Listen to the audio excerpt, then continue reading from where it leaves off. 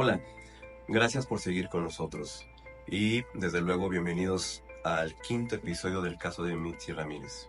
El pasado martes le informamos que una joven pareja denunció que por falta de atención en el Centro Médico La Raza del Instituto Mexicano del Seguro Social se complicó el parto de la joven madre y su bebé murió. Hoy el IMSS anunció que 4 directivos del Hospital de Gineco-Obstetricia del Centro Médico de La Raza fueron cesados de sus cargos como parte de la investigación que se sigue sobre este caso de presunta negligencia médica. Porque mi hija no tuvo que haber muerto, porque mi hija estaba viva, porque mi hija estaba sana. Derivó esta tarde en la destitución de varios funcionarios. Al director médico, al coordinador médico del turno nocturno, al jefe de la división de obstetricia y a la jefa del departamento clínico de perinatología.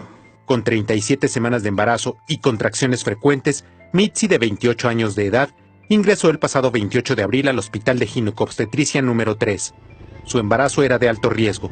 3 días después, el 1 de mayo, se le rompió la fuente y avisó a las enfermeras. Y dicen, sí, es normal, vete a acostar, ahorita le avisamos al doctor. Me atendieron hasta el día siguiente. Le decía, doctor, ¿por qué no me programa?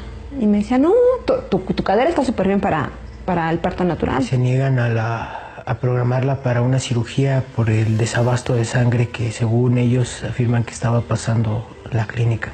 Que es que están saturados en el quirófano. Digo, ¿qué está pasando? Es que, ¿qué cree? Que su bebé se murió. Al no recibir la atención adecuada, se trasladaron al Instituto Nacional de Perinatología, donde indujeron el parto para sacar a la bebé muerta. Y me dan a mi hija. Mi hija estaba morada. Mi hija tenía llagas. Mi hija ya se estaba descomponiendo dentro de mí. En paralelo a la investigación por la presunta negligencia médica por parte del IMSS, la Comisión Nacional de los Derechos Humanos inició también una averiguación por estos hechos. Que esto no se vuelva a repetir, es un dolor que a nadie se le desea. Por supuesto que a nadie se le desea. Este es uno de los casos más emblemáticos que hemos llevado en Lex Humanitas. Como les comentaba en el episodio anterior, después de casi 5 años de presionar la Fiscalía General de la República al IMSS para que enviara la información, por fin se integró la carpeta de investigación. En paralelo, Lex Humanitas, representación de Mitzi Ramírez, nos aventamos un pleito épico con la Comisión Ejecutiva de Atención a Víctimas. En 2019, la titular de la CEAP era la doctora Mara Gómez Pérez, pero ella renunció en junio de 2020 y la CEAP no tuvo titular por 18 meses, por increíble que parezca. Después, en 2021 designaron a Marta Yuriria Rodríguez. Esto, desde luego, este periodo que no tuvo titular la Comisión Ejecutiva de Atención a Víctimas, desde luego, entorpeció absolutamente todo. Aquí me voy a permitir abrir un paréntesis. Como ustedes saben, la reparación integral del daño es un derecho humano y también es un derecho constitucional para las víctimas de México. Lo que la mayoría de los abogados desconocen es que existe la Ley General de Víctimas, que a su vez tiene un reglamento. Esta ley establece el procedimiento para acceder a la reparación integral del daño de las víctimas. Dice que si una víctima cuenta con una recomendación de la CNDH y se encuentra ya en el RENAVI, es decir, el Registro Nacional de Víctimas, tiene derecho a acceder a una reparación integral del daño. Esta no es solo una indemnización económica y además, ojo, incluye a las personas cercanas a la víctima directa, es decir, lo que se conoce como víctimas indirectas. Por lo tanto, esta ley cambia todo en cuestión de lo que nosotros los abogados conocemos o llamamos como justicia restaurativa. Por ponerles un ejemplo, un policía mata a un ciudadano por error o por abuso policial, como en el caso de Octavio Ocaña, que también llevamos en la Fundación Lex Humanitas.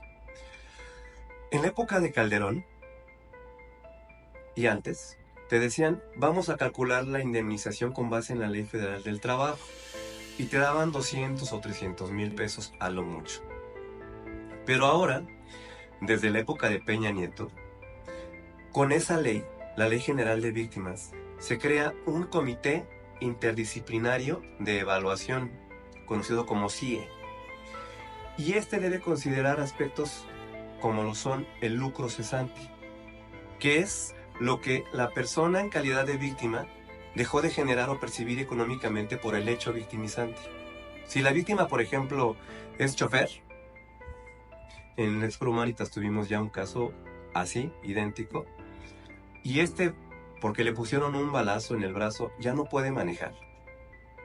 Se tiene que calcular lo que ganaba mensualmente en esa actividad por la media de vida de la entidad.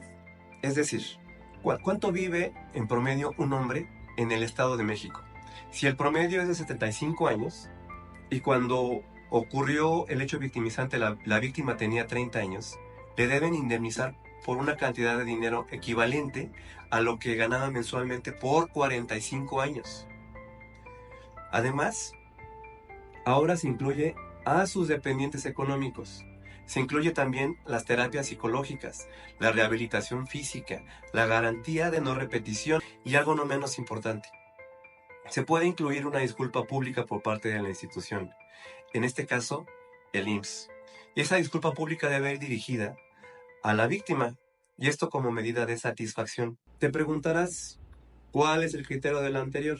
En realidad es algo muy lógico y muy simple. Solo el Estado puede vulnerar o violar los derechos humanos, ya que entre los ciudadanos no se les llama violaciones a los derechos humanos, son delitos.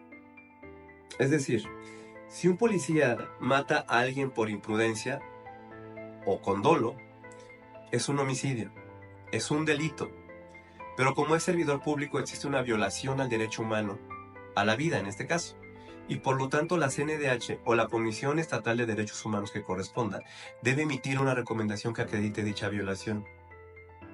El criterio en sí es muy lógico porque si el Estado o gobierno viola los derechos de alguien, es el Estado el que tiene la responsabilidad de reparar el daño, y esto es que en medida de lo posible la víctima recupere la calidad de vida que tenía antes del hecho victimizante. Si el Estado te afectó, el Estado tiene toda la obligación de responsabilizarse por sus actos y de repararte el daño. Pues bueno, esto se escucha muy bien, es un derecho, pero en la realidad la CEA hace todo lo posible porque las víctimas no accedan a este derecho. Esa es la realidad. Además, imagínense, si todas las víctimas de violaciones a los derechos humanos supieran esto, no habría cantidad de dinero suficiente en el país para repararles el daño. Nuestro caso no fue diferente. Así que la CEA se defendió con todo, pero desde luego nos asistía la razón y el derecho. A base de múltiples amparos y recursos, después de 4 años, en el Expro Humanitas vencimos a la CEA, una vez más en la trayectoria del Expro Humanitas. Pero creo que todos estarán de acuerdo conmigo en que no hay cantidad de dinero suficiente en todo el mundo que te recupere a ti por el hecho de perder a tu bebé, o a cualquier ser querido, o incluso a tu salud. La reparación integral del daño es lo menos que debe hacer el Estado cuando te lastima, te lacera de un modo tan grave. Acabando con lo anterior, ya estábamos listos para comenzar el juicio en contra de los doctores por la vía penal. Y además durante ese tiempo también preparamos en Expro Humanitas una iniciativa de ley que se presentó en el Senado para tipificar la violencia obstétrica como delito e incluirlo en el Código Penal Federal. Pero este episodio ya duró demasiado y lo que sigue te lo cuento en el próximo episodio. Si ya viste los demás episodios y has continuado hasta este punto, te agradezco mucho el seguir con nosotros y te agradezco tu paciencia. Por favor, no olvides seguirnos para que sepas qué sucedió, porque esto se pone cada vez más interesante. Recuerda que si fuiste víctima o conoces víctimas de mala atención médica en hospitales o de violaciones a tus derechos humanos, me gustaría mucho que comentaras tu experiencia. Recuerda que en el Expro Humanitas y en nuestra Fundación Expro Humanitas brindamos apoyo a las víctimas de violaciones graves a los derechos humanos, como este caso. Espera el 6º episodio, no te lo puedes perder.